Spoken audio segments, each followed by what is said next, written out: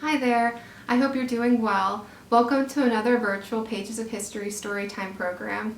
My name's Pam and I'm the Education Coordinator at the Westmoreland Historical Society in historic Hannastown.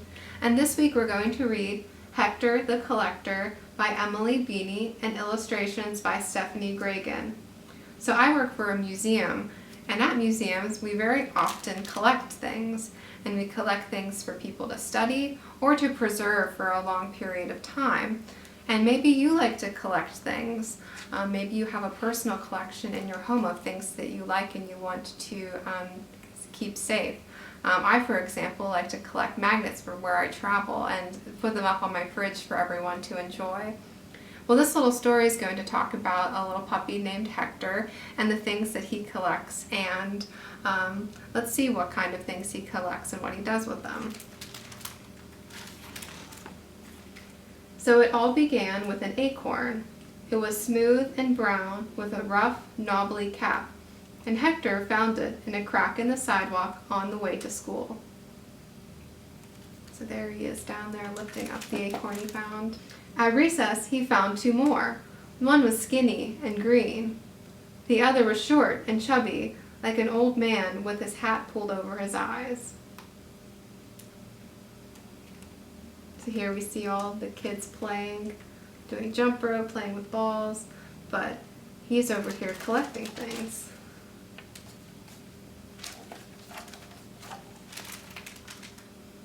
On the way home, he picked up some more. Two were as green as apples. Two were brown and grainy like wood. One was golden and smooth like polished stone. So all the acorns he's finding are very different from one another. Oh, and here we can look closer to see how different all of his acorns are. Some were round, some were long, some were stubby. They all had rough, knobbly caps. They were all different. They were all the same. They were all beautiful.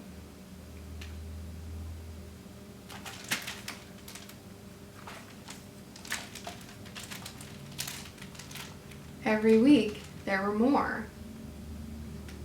So do you know where an acorn comes from? Here we have some oak trees, and those are dropping the acorns. Hector put the acorns in his pockets, and when his pockets were full, he put them in his desk at school. One day after lunch, his teacher checked everyone's desk to see that they were all tidy.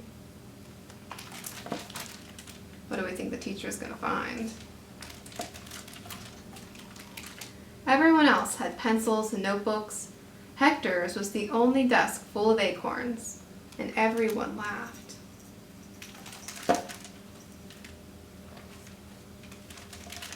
"Where are your pencils?" asked Alex. "Where are your pens?" asked Evan. "What are you doing with all those acorns?" asked Andre.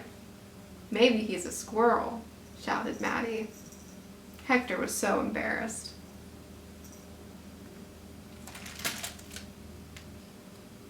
But their teacher said, "Hector isn't a squirrel. He's a collector. I bet he had a good reason for choosing each of these things." "Well," Hector said slowly, and began to show them one by one. "This one is gold, and this one is green." His classmates all moved closer to see. "These ones are short, and these ones are fat." Everyone giggled. "This one is tall and skinny." Everyone looked.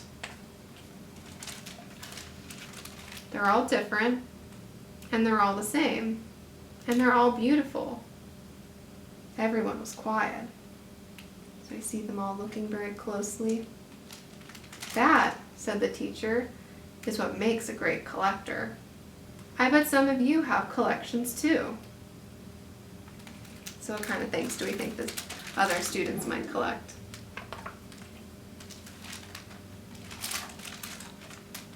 Slowly, Alex raised her hand. She collected pennies in a jar. And Evan collected stuffed animals. Andre collected fortune cookie fortunes.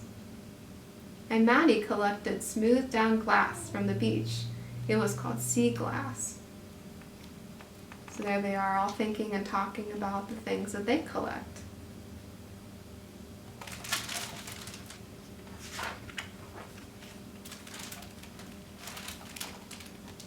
Jesse's father collected baseball cards, and Derek's grandma collected stamps. There were lots of ways to collect things. You could collect old scraps of fabric in a quilt, or perhaps photographs in an album, or songs in your head.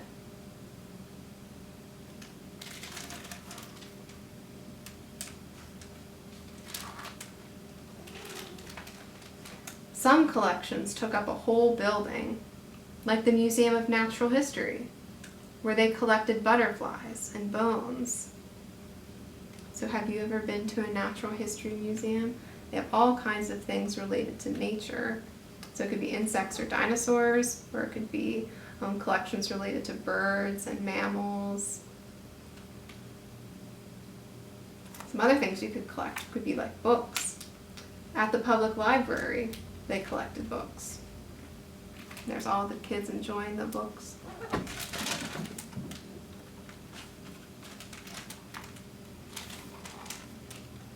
Or the Metropolitan Museum of Art in New York City, where they collected paintings and sculptures from all over the world and from all of time. Those collections belong to everyone. So there's all the kids at the museum looking at all the artwork.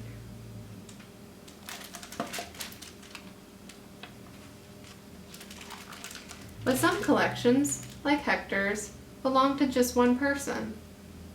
Every collection was different, and every collection was the same. Every collection was beautiful. So that's the story of Hector the Collector and all of his friends who collect a variety of different things too. So think about the things that you maybe collect, or the things you might be interested in collecting, and maybe try to visit a museum sometime and see all the different things that they collect there. And you're always welcome to visit us at Historic Hannastown, where you can see a variety of historic collections too. Thanks so much for joining us for this story time. Have a great day. Bye.